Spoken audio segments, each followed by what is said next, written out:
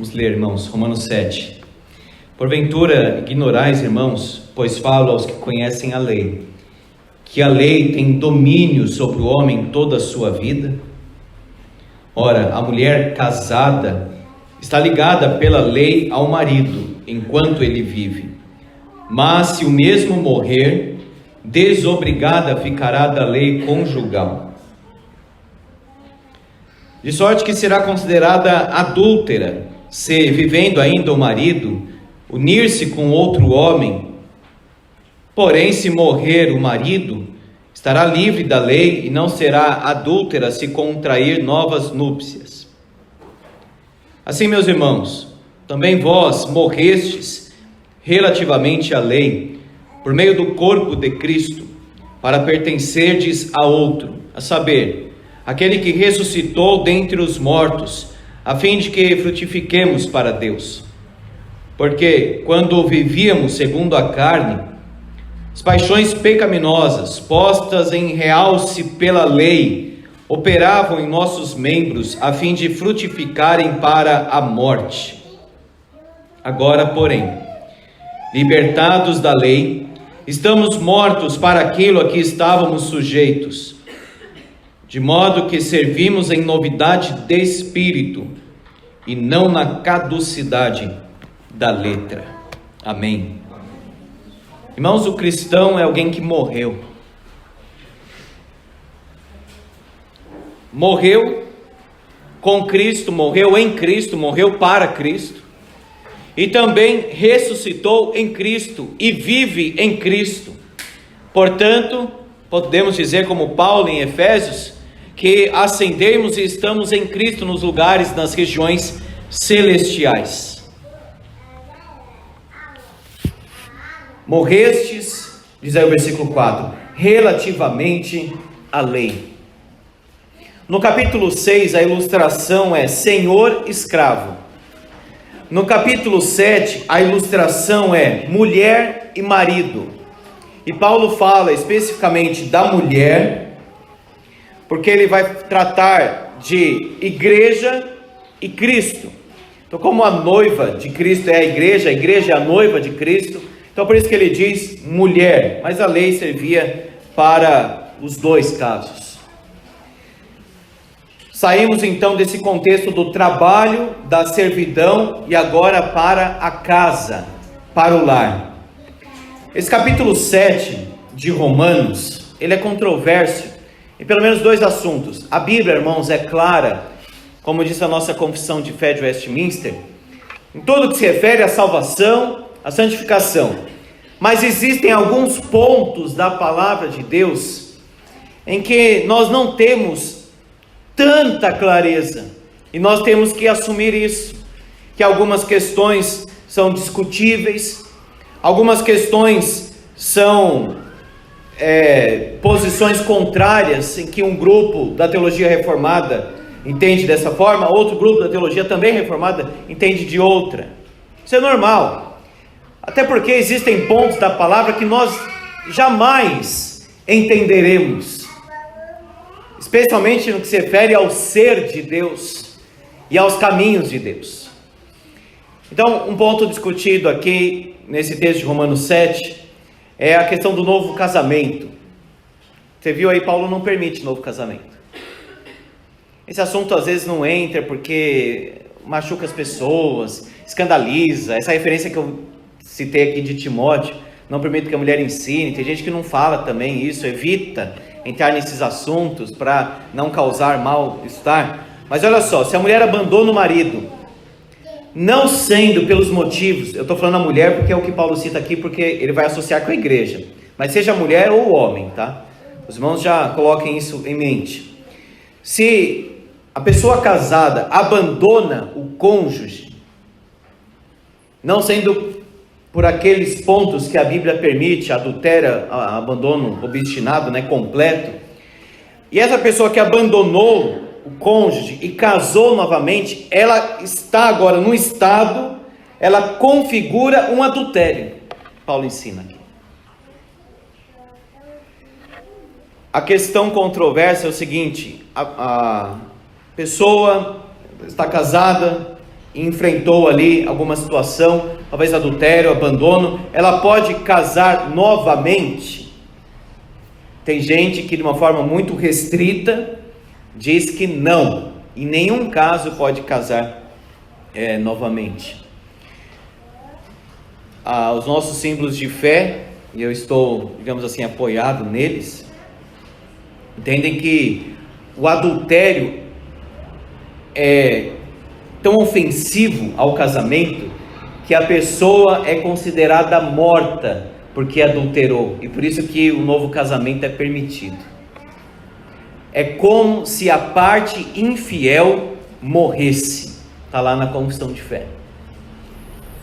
Sempre o perdão é o ideal, mas a parte inocente é permitido então o novo casamento. Dito isso, o segundo ponto também controverso é se Paulo está falando da luta do cristão, quando ele diz assim: nem mesmo compreendo o meu próprio modo de agir, pois não faço o que prefiro e sim o que detesto, sou carnal, vendido à escravidão do pecado. Ele está falando da experiência cristã dele, ou enquanto judeu debaixo da lei? Então esse é outro ponto assim, controverso aqui, pelo menos desse capítulo. Como Paulo usa exatamente esse termo, sou carnal, vendido à escravidão do pecado, entendo que o melhor entendimento aqui desse texto Paulo está falando da experiência passada dele, enquanto judeu, Sinai, debaixo da lei. Já não sou eu, mas o pecado que habita em mim. Aí ele fala: desesperado homem que sou, agora nenhuma condenação há. Paulo, ele não olha para a vida cristã como se fosse um conflito o tempo todo. O que eu quero fazer como bem, eu não faço, o mal eu faço. Isso não pode ser a experiência comum cristã. E alguns relativizam assim a vida cristã, fazendo coisas erradas, cometendo pecados, dizendo assim: está vendo, o bem que eu quero fazer, esse não faço, o mal eu faço. Usa o texto para desculpar o pecado. Em qualquer interpretação, linha de interpretação, não justifica, obviamente, a vida cristã dar essa liberdade para pecar. Primeira coisa então do texto, irmãos, da ilustração: a mulher está ligada ao marido, diz o texto. A mulher casada está ligada pela lei ao marido. O marido está ligado à mulher pela lei. Ligado aqui é unido, juntado, amarrado. Pode divorciar? Não pode, esqueça isso. Paulo está dizendo, o cônjuge está amarrado ao outro pela lei. Se ele quebra isso, diz: não, eu quero separar, casa com outra pessoa, configurou agora um estado de adultério. Será a mulher considerada adúltera se, vivendo ainda o marido, unir-se com outro homem? A Bíblia, irmãos, é a mesma. Paulo escreveu aos Romanos, escreveu também para a igreja de Vila Nilo, escreveu para quem ouvir esse sermão. Não muda. A sociedade não mudou, o coração do homem permanece pecaminoso. E nós queremos escapar das nossas responsabilidades e achamos que temos o direito de sermos felizes. Não quero divórcio porque eu tenho o direito de ser feliz. Amados irmãos, nós temos o privilégio da felicidade em Deus, mas não é um direito. É uma graça, é um dom de Deus. Portanto, ainda que esteja difícil o seu casamento, a sua vida conjugal, o que a lei de Deus determina é o seguinte: persevere, suporte, peça forças para Deus e tenha alegria em fazer a vontade de Deus, ainda que no casamento não experimente aquela alegria que de repente você esperava. Tem um livro muito bom de John Piper que tem esse título: Não Era o que Você Esperava? A mulher casada está ligada pela lei ao marido. Irmãos, o divórcio virou uma banalização na nossa sociedade.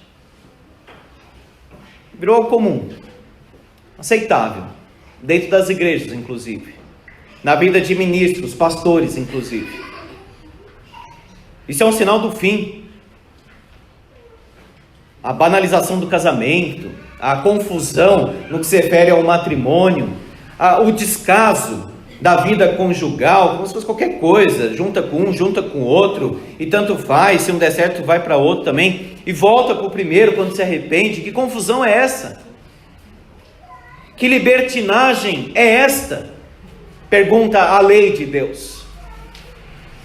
Eu sei que é um assunto muito sensível, que trata de questões que mexem com a história das pessoas, com o passado das pessoas, mas, amados irmãos, nós precisamos olhar para a lei de Deus, para a palavra de Deus com clareza e objetividade, pensando: Deus, qual é a tua vontade? É essa? Então vou seguir isso, eu vou obedecer a lei de Deus. Segundo ponto da ilustração: se o marido morrer, a mulher estará livre e não será adúltera se contrair novas núpcias. Então Paulo realmente está falando de uma mulher aqui que queria se libertar do casamento dela. Não pode. Queria, mas não pode, a lei diz. Agora Paulo diz: se o marido morrer, aí sim, ela está livre. E Paulo fala que ele, lá em Timóteo, recomenda que as mulheres mais novas, viúvas, se casem. Ele fala lá, se casem. A mulher então ela fica desobrigada, ela não será considerada adúltera, o homem também não será considerado adúltero, se contrair novas núpcias. Será considerada adúltera se, vivendo o marido, unir-se a outro homem. Irmãos, na semana estudando esse texto eu pensei: como será que Deus vê a nossa humanidade?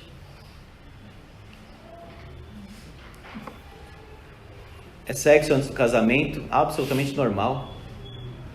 É o corpo que a pessoa está expondo nas redes sociais para o mundo ver. É adultério, é novo casamento, e novo casamento, e novo casamento. E as pessoas se juntam, e o casamento vai sendo assim banalizado como algo assim totalmente fútil. E algumas cerimônias de casamento nós percebemos que as pessoas não estão ali buscando de fato a bênção de Deus. Estão preocupadas com enfeites, com a cerimônia em si, com a festa que vem depois.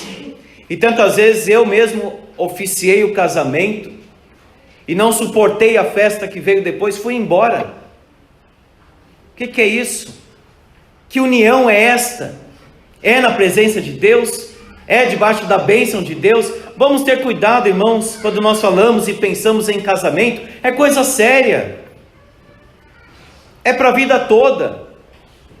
E o que nós mais precisamos no casamento é a bênção de Deus. O momento mais importante na cerimônia religiosa, e é por isso que é importante sim a cerimônia religiosa, porque tem a invocação da bênção de Deus sobre o casal. O que casa realmente é o Estado. Em Israel já era assim, hoje é assim, mas aqui nós testemunhamos diante de Deus e de uma forma unânime, como igreja, rogamos a bênção de Deus sobre o casal. Quando o casal chega então diante do Senhor, o que eles estão pensando, desejando? Eu quero a bênção de Deus para a minha vida, porque eu sei que esta união agora é para a vida toda.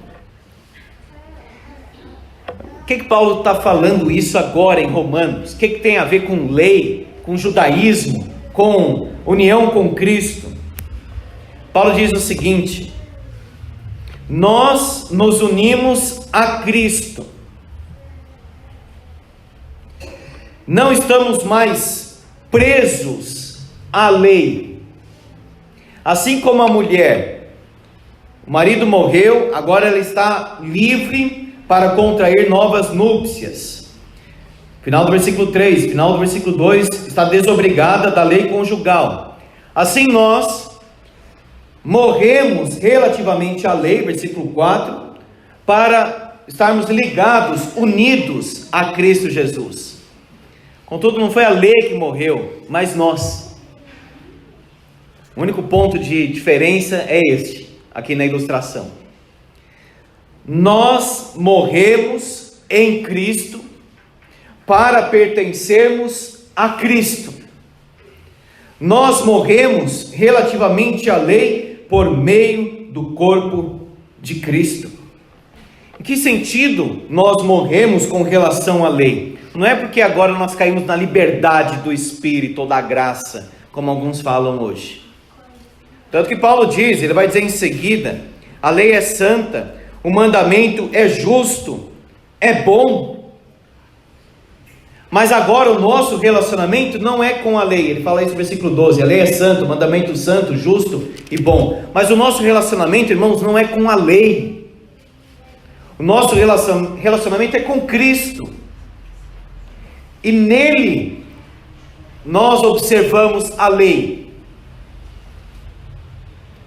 Nós não estamos no Sinai, como se fôssemos olhar para a Bíblia e dizer assim, agora eu vou cumprir tudo, para ir para o céu, para a glória. Eu vou cumprir todas estas leis para ser salvo. Não vai, não irá. O nosso relacionamento não é então com a lei, como se fosse um corpo de regras. Nós pertencemos ao Cristo ressurreto. Nós não somos judaizantes, irmãos. Veja, para pertencerdes a outro. Cristo ressurreto, ou seja, nós temos nova vida, nós somos nova criação, para frutificarmos para Deus as obras que Ele preparou de antemão para nós e para sermos gratos por tudo o que Ele fez na nossa vida. O cristão é alguém que está em Cristo.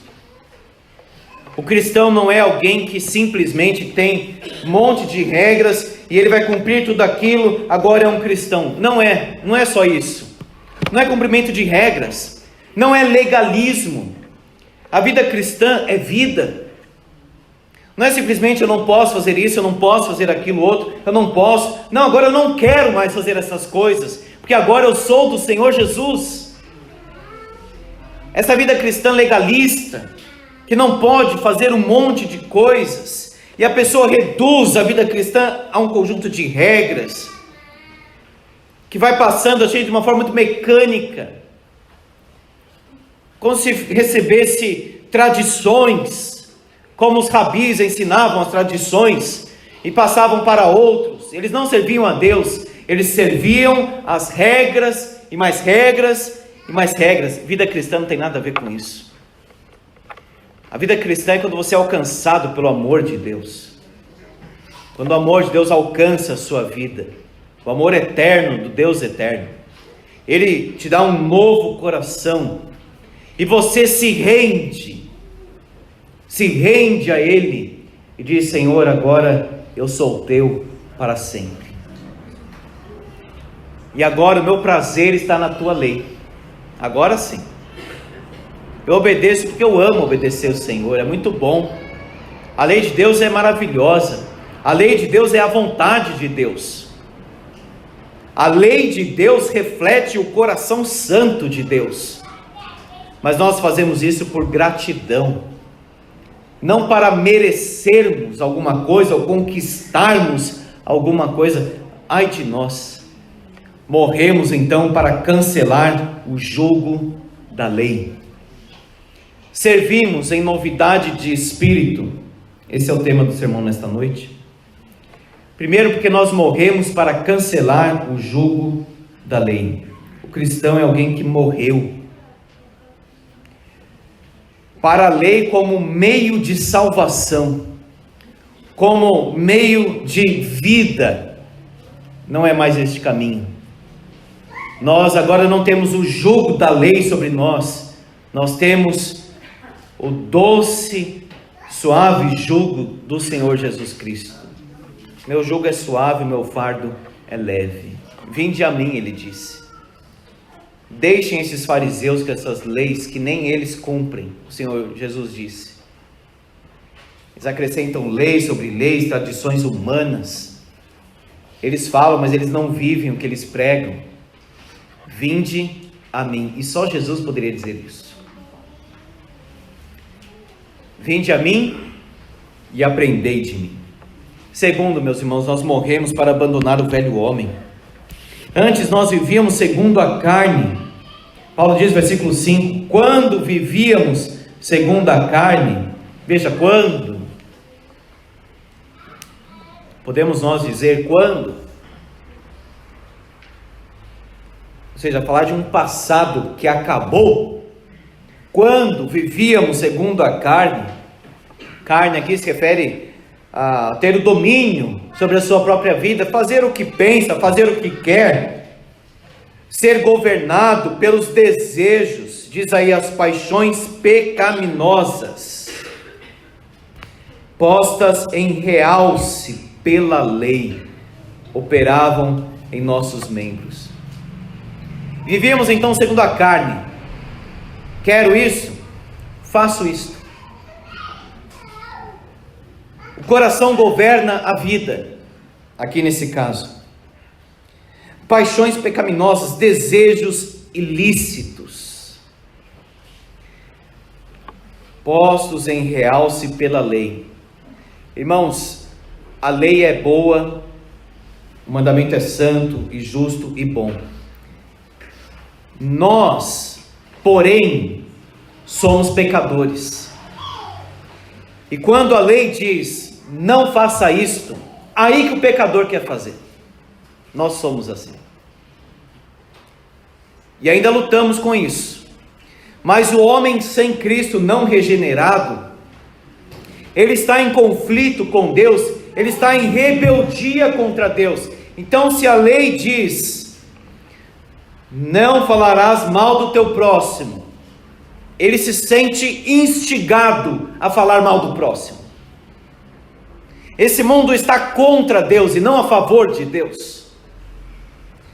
Portanto, a paixão pecaminosa do nosso coração, ela é exposta, é como se o nosso coração desejasse o pecado, as coisas que Deus abomina, e a lei é como um farol, é como uma luz que lança no nosso coração e diz assim, olha como você quebra a lei, olha como você se afasta de Deus, olha como você segue as paixões pecaminosas, segue a carne, olha como o seu corpo e o seu intelecto, fala aqui dos membros, corpo, intelecto, a mente, olha como eles estão envolvidos e determinados a fazer aquilo que Deus abomina. Santo Agostinho, teólogo, filósofo cristão, já indiquei várias vezes esse livro dele, chama Confissões. Até no curso de História da Filosofia está lá Agostinho, uma mente brilhante, extraordinária, de fato, Deus abençoou. Mas tem um capítulo desse livro que ele fala sobre o furto das peras. É muito interessante quando ele fala da natureza do pecado e do coração do homem. Ele diz o seguinte, na minha juventude eu furtei as peras e eu nem estava com fome. Sabe o que ele quis dizer? É pelo gosto do pecado mesmo. É porque queria pecar. E às vezes, meus irmãos, a nossa mentalidade, muito influenciada por várias linhas de pensamento do nosso século, nós pensamos que as pessoas não são responsáveis. Fez isso por causa daquilo e daquilo outro, foi uma construção social, foi um dilema que enfrentou na família. A Bíblia diz, fez isso porque quis, é responsável, entrou nessa situação porque aderiu livremente a ela. A Bíblia diz isso. Pode ter sido até estimulado por outras forças externas, mas verdadeiramente quis. Portanto, amados irmãos, sabe por que nós morremos? Para abandonarmos o velho homem, a velha vida. Paulo diz, quando vivíamos segundo a carne. Quando o cristão diz, quem eu era, eu já não sou. Paulo poderia dizer isso. Aquele lá morreu, acabou. Aquele homem violento, aquele homem que queria matar os cristãos, aquele homem orgulhoso que ele era, Paulo, aquele homem morreu, nasceu um novo homem em Cristo Jesus. Já não sou eu quem vive, mas Cristo vive em mim. Que experiência com Cristo! Não é uma coisa assim, gostei. Não, Ele me transformou completamente. Morreu um e nasceu outro agora. Morrestes por meio do corpo de Cristo. E por último, morremos, irmãos, para viver em novidade de espírito. Agora, porém, olha agora o que ele fala: libertados da lei. Depois nós vamos entrar, aqui não tem tempo hoje, mas depois nós vamos entrar no que ele diz, no versículo 7 em diante, que a lei mostrava o seguinte: olha, você cobiça. Quando a lei diz não cobiçarás, é para eu reconhecer que eu cobiço. A lei tem este propósito de revelar que nós somos pecadores. E aí corremos para o Senhor Jesus, pedimos perdão, pedimos renovação de vida, e Ele nos perdoa. E aí sim, nós lutamos contra a cobiça, mas porque já somos dele, porque nós o amamos, porque Ele nos conquistou. Então veja, nós estamos libertados da lei. Nesse sentido, o nosso relacionamento não é com a lei. O nosso relacionamento não é um conjunto de regras que nós vamos seguir. A lei nos condena, Cristo nos salva. Veja, libertados da lei, nós morremos para a lei. Agora nós estamos unidos a Cristo. Olha aí, estamos mortos para aquilo a que estávamos sujeitos. Paulo era um fariseu, sabe bem do que está falando aqui. Cumpria todas aquelas regras, estava acima da média na sua juventude, estudou aos pés de Gamaliel, um ensino refinado, um poliglota, alguém que tinha experiência de tudo quanto é lugar, sabia pregar na sinagoga, sabia ir na praça, na ágora da época, levavam ele para o Areópago, e ele ia para tudo isso, um homem extremamente habilidoso, nas línguas, na cultura, e etc. Mas esse homem morreu e diz, tudo isso para mim não serve para nada, considera tudo como um refúgio, ou seja, lixo, por causa de Cristo. Toda a nossa obediência, nós devemos deixar para lá e dizer o seguinte: Senhor, eu confio em Ti. Agora eu vou obedecer, Senhor, de coração, mas porque eu já sou salvo, eu já estou unido a Cristo Jesus. E tantas pessoas não entendem isso hoje. O evangelismo hoje é muito demorado, porque até explicar tudo para a pessoa, primeiro ela acredita que ela faz coisa boa. Aos olhos de Deus, faz. Nós somos pecadores, a nossa melhor obra tem a mancha do pecado ali, Deus não aceita. Quando a pessoa desiste desse caminho legalista de obediência e diz: agora eu confio em Jesus, agora eu me libertei desta lei que condena, agora eu morri para essa sujeição meio que judaizante, religiosa, agora eu confio em Cristo, na cruz, está perdoado, é salvo. Agora serve, olha o versículo 6, em novidade de espírito. Agora Paulo tem vida, agora Paulo ama a Deus. Agora orar não é uma obrigação que ele vai ficar assim, cumprir, jejum hoje, cumprir, esmola, dei. Não, agora ele faz isso voluntariamente, porque ele ama Deus. Agora ele tem prazer na oração, ele quer orar. Agora ele quer jejuar, porque ele quer se consagrar cada vez mais. Agora o homem quer evangelizar o mundo inteiro.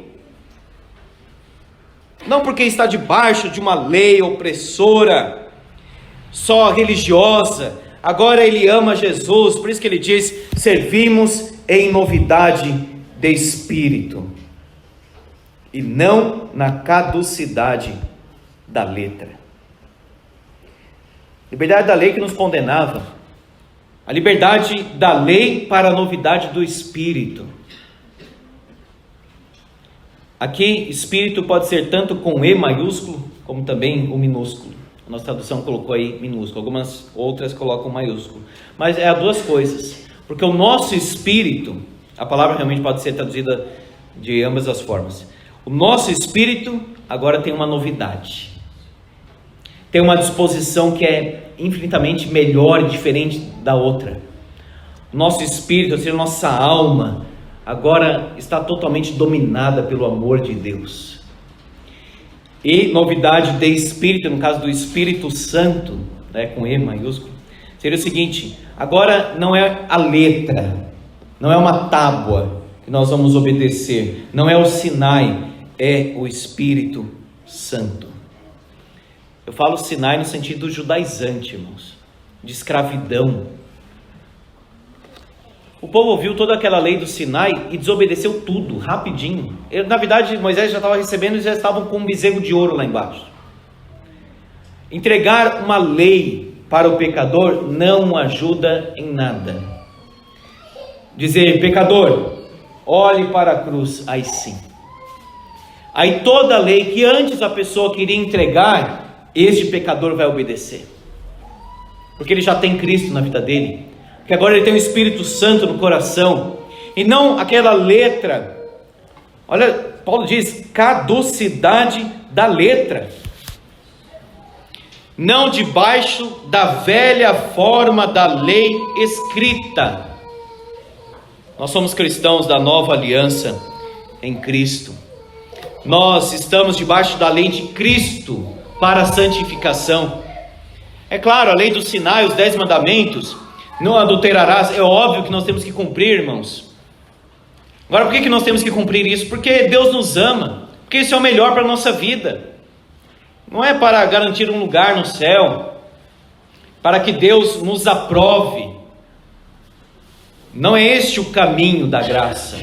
O caminho da graça é o Evangelho. É muito perigoso, então, ser um cristão que luta com o legalismo. E talvez esteja um tanto abstrato, mas vamos dar aqui alguns exemplos nas aplicações já. Se o meu marido fizer isso, se minha esposa fizer isso, demonstra amor. Senão não demonstra. Isso é lei, isso é legalismo. Quando a pessoa não consegue adorar a Deus com satisfação, porque tem culpa, está soterrado, está quase que enterrado o seu coração em culpa, em culpa, em culpa. É um cristão legalista. Ele está ofendendo a graça maravilhosa do perdão de Deus. E quando nós pensamos na lei, simplesmente, assim, pontual, qual a diferença entre nós, judeus e muçulmanos? Ou qualquer outra religião? Qualquer religião do mundo é baseada nas obras. O cristianismo é a única que não é. O cristianismo é o caminho da graça do Senhor Jesus, que frutifica boas obras. E estas boas obras que o Espírito Santo frutifica na vida, estas sim agradam a Deus. E não aquelas outras que a gente estava tentando antes e não conseguia nada. Aos olhos de Deus, nada. Esforço de Paulo. Nada, não conseguiu nada, Paulo. Agora, quando o Senhor Jesus foi ao encontro dele, aí ele se rendeu. Aí Jesus conquistou o coração de Paulo. Paulo morreu, nasceu um novo homem. Irmãos, nós adoramos a Deus, sabe por quê? Porque nós queremos adorar. Porque o Espírito Santo nos leva à adoração. Nós evangelizamos, e não é assim, se eu não fizer isso, Deus fica triste comigo, como se Deus fosse manipulado por minhas atitudes e os sentimentos dele são governados pelo que eu faço. Não existe isso. Nós evangelizamos porque nós queremos compartilhar o amor de Deus com outras pessoas. Porque o Espírito Santo nos leva, e não porque está escrito simplesmente, olhando só para a letra. Não adulterarás, então eu não posso adulterar. Sim, mas é só isso o significado? Paulo diz: aquele que olhar para uma mulher com intenção impura no coração já adulterou com ela. Jesus vai mais profundo, diz: o seu coração está em quê? Em mim ou nos desejos sexuais, nas paixões sexuais? Aí a pessoa deixa de adulterar verdadeiramente com seus olhos, com a mente e inclusive até com o seu corpo. Irmãos, o que Paulo está ensinando aqui é uma vida cristã mais profunda. Quando você obedece porque você ama a Deus, quando você obedece à lei porque agora você é um servo, você está casado com o Senhor. O Antigo Testamento diz: Jeová é o teu marido. Esta é a aliança que Deus fez agora com o seu povo, escravos de Cristo, que somos servos voluntários, dispostos completamente a Ele, unidos a Cristo e vivos em Cristo. Qual é a qualidade da minha vida cristã? Paulo lutou muito contra o legalismo, os judaizantes, na carta aos Romanos, especialmente em Gálatas. Nós não estamos mais ligados à lei para a salvação, para méritos, nós estamos ligados agora a Cristo. Não torne o seu casamento legalista, meritório. Não torne as atividades da igreja também legalistas. Precisa ser livre, na liberdade do Espírito Santo. Não pense a vida cristã como um conjunto de regras. Isso é judaísmo. Isso muita gente vai cumprir, talvez até melhor do que nós, algumas coisas. Vida cristã é relacionamento com Cristo.